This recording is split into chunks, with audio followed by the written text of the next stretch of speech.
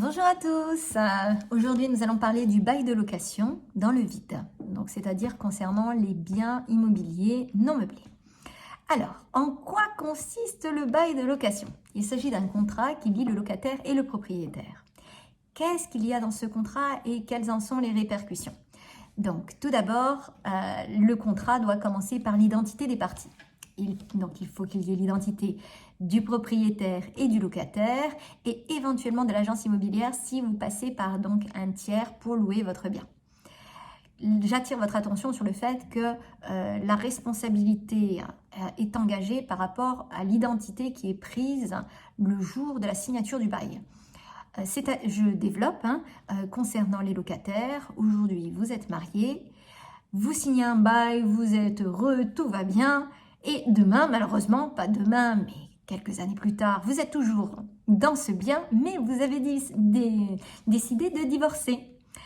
Et bien, si vous avez décidé de divorcer, vous pouvez divorcer autant que vous voulez, vous êtes encore responsable pour le paiement du loyer, même si vous n'habitez plus dans le logement.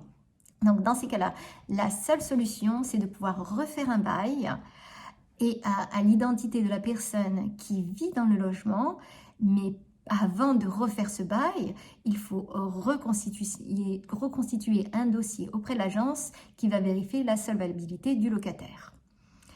Ensuite, donc, concernant les éléments importants, donc, vous avez l'identité de l'agence immobilière avec la spécificité indiquée selon laquelle il est mandaté juste pour un mandat de location simple ou pour un mandat de gestion. J'explique la petite différence. Si c'est un mandat de location simple, l'agence vous met en place dans le bien, mais après n'intervient plus.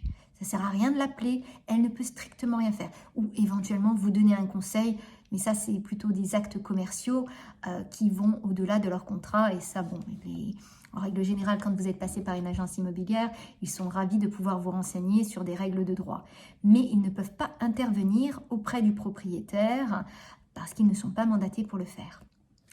Donc, par contre, s'il y a un mandat de gestion, n'essayez pas d'appeler le propriétaire, votre interlocuteur et l'agence immobilière.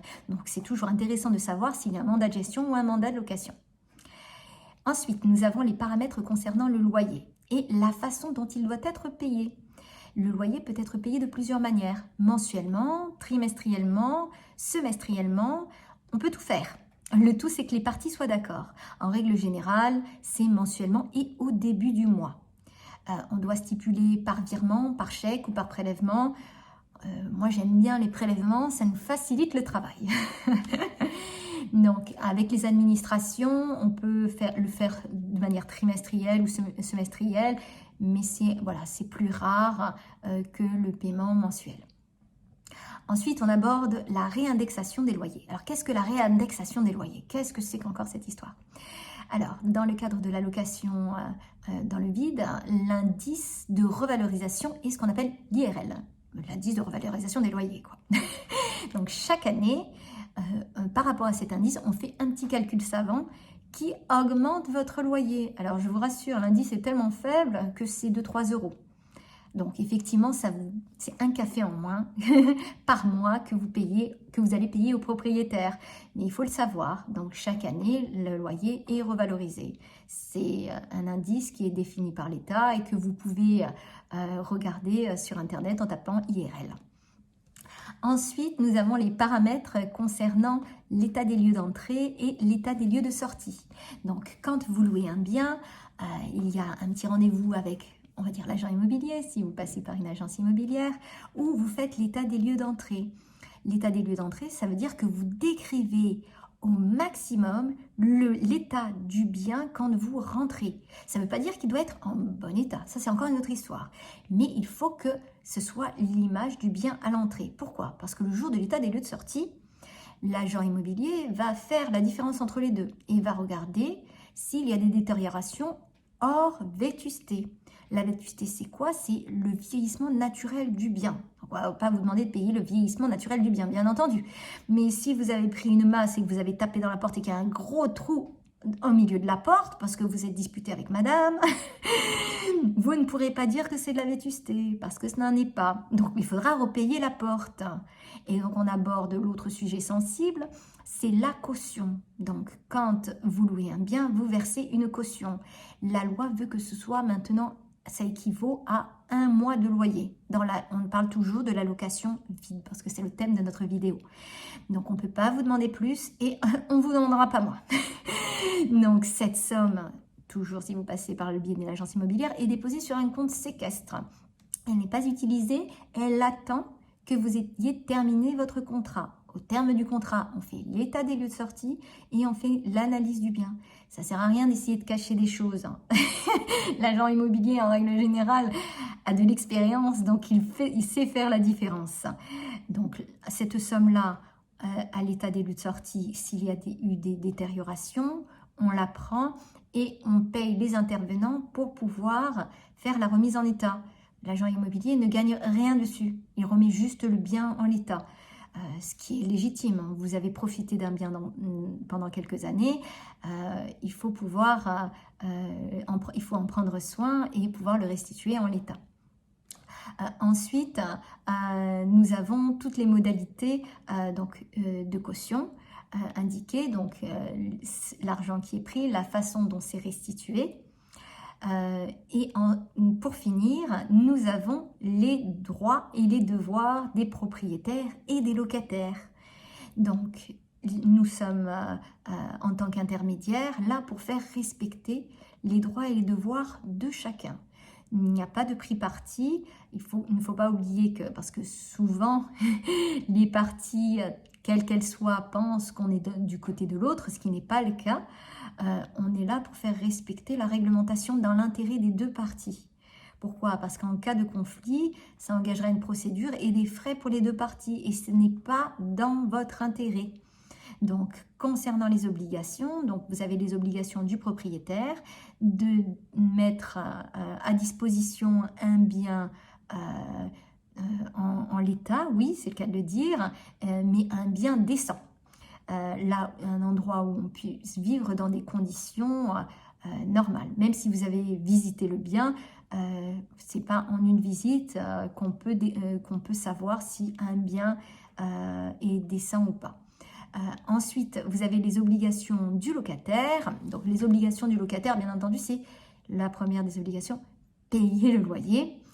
Ensuite, respecter le bien en bon père de famille. Ça, c'est un terme qui est très apprécié dans les baux. Donc, ça veut dire prendre soin du bien, ne pas le détériorer, l'entretenir de préférence. Pour finir, respecter son voisinage. Donc, là, si vous êtes en copropriété, il est hors de question d'aller faire du tapage nocturne après 10 heures. Alors, bon, c'est toujours compliqué de faire respecter ce type d'obligation. Nous, on n'en a pas la capacité, mais on doit informer les parties qu'ils sont dans l'obligation de respecter leur voisinage. Sinon, il y a des administrations compétentes en la matière. Alors, petit point aussi à aborder concernant l'entretien dont je viens de parler. Donc, le locataire a des obligations d'entretien. Ça veut dire quoi, des obligations d'entretien? S'il y a des climatiseurs dans le logement, il y a un contrat d'entretien obligatoire à fournir à l'agence immobilière avec des attestations. Même chose pour la chaudière, entretien obligatoire. Pourquoi? Parce que ce sont des éléments déjà à entretenir et que le particulier ne sait pas ou ne peut pas entretenir et qui peuvent engager la sécurité des habitants surtout, notamment pour la chaudière. Il y a aussi l'attestation d'assurance à fournir, donc il faut assurer le bien, parce que si demain il y avait une fuite ou il y avait une détérioration dans le logement qui n'est pas à la charge du locataire parce qu'il n'en est pas la raison, je ne sais pas moi, un tremblement de terre, la baie vitrée se fissure, ou une fuite d'eau, c'est beaucoup plus simple. On fait une déclaration à l'assurance, on prend l'attestation de l'assurance du propriétaire, l'attestation d'assurance du locataire, et on fait la déclaration. soit dit en passant, le propriétaire est aussi obligé d'assurer le bien. Il l'assure en tant que propriétaire non occupant et le locataire assure le bien en tant que locataire. Ce n'est pas le propriétaire et ce n'est pas le locataire qui décide quelle assurance va intervenir. Ce sont les assurances. Elles ont des conventions entre elles. Donc, nous, on fait la déclaration, on les envoie aux assurances respectives et selon le type de travaux à effectuer et les montants, les assurances ont des accords et c'est ou une assurance ou une autre qui intervient.